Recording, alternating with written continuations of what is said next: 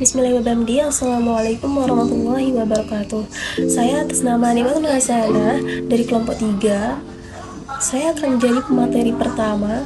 Baiklah, langsung saja. Di sini saya akan membahas tentang induk-induk akhlak terpuji. Seorang muslim harus menghiasi dirinya dengan akhlak terpuji. Adapun akhlak terpuji yang harus dimiliki oleh seorang muslim, yang pertama itu berani dalam segala hal yang positif.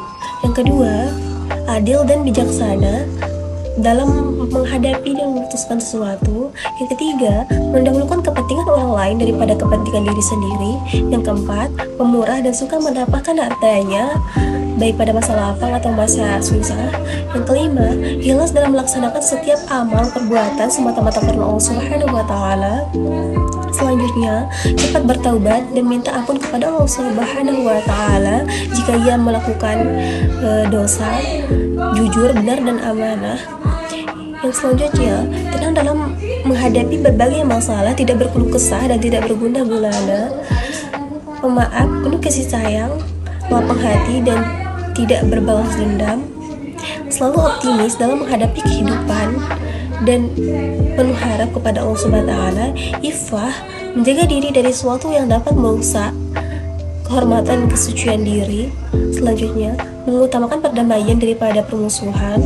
Selanjutnya, zuhud dan tidak rakus terhadap kehidupan duniawi. Ridho atas segala ketentuan yang ditetapkan Allah Subhanahu wa taala.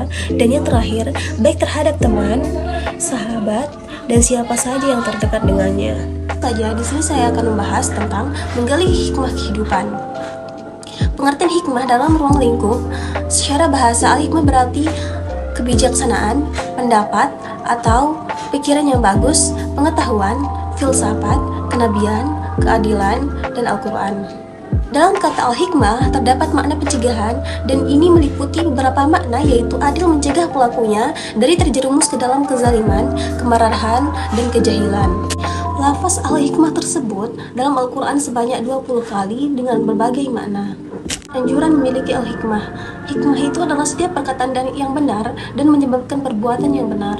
Hikmah juga ialah ilmu yang bermanfaat dan amal soleh, kebenaran dalam perbuatan dan perkataan, mengetahui kebenaran dan mengamalkannya.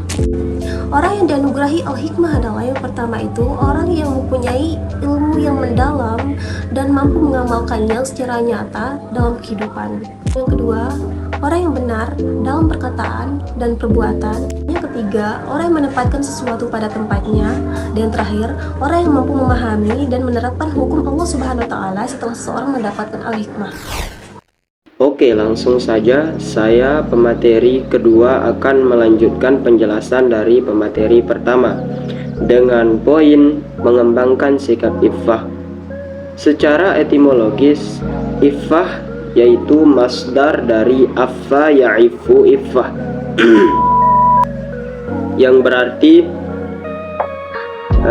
menjauhkan diri, atau selain itu artinya menjaga kesucian diri.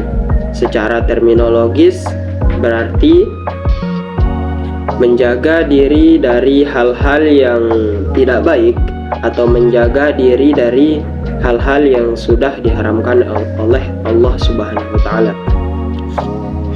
Nilai dan wibawa seseorang tidak terletak pada harta, kekayaan, maupun rupa, melainkan nilai dan harga diri seseorang tersebut terletak pada sejauh mana dia dapat menjauhkan diri dari hal-hal yang atau perbuatan atau perkataan tercela.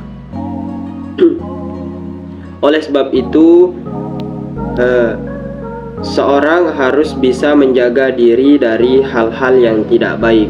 Dalam konteks ini, seseorang harus bisa mengendalikan diri dari hawa nafsunya, baik itu mengendalikan diri dari perbuatan yang haram, atau bahkan kadang-kadang seseorang juga harus mengendalikan diri dari perbuatan-perbuatan yang halal. Kenapa seperti itu? Karena untuk menjaga kehormatan dirinya. Di dalam banyak hal, Al-Quran dan hadis telah memberikan banyak sekali contoh-contoh nyata sikap iffah tersebut. Di antara contoh-contoh tersebut adalah yang pertama, menjaga kehormatan diri dari perbuatan zina. Muslim dan muslimah telah diatur bagaimana cara berpakaian, bagaimana cara menatap sesama lawan jenis, dan bagaimana cara bergaul yang baik dan benar.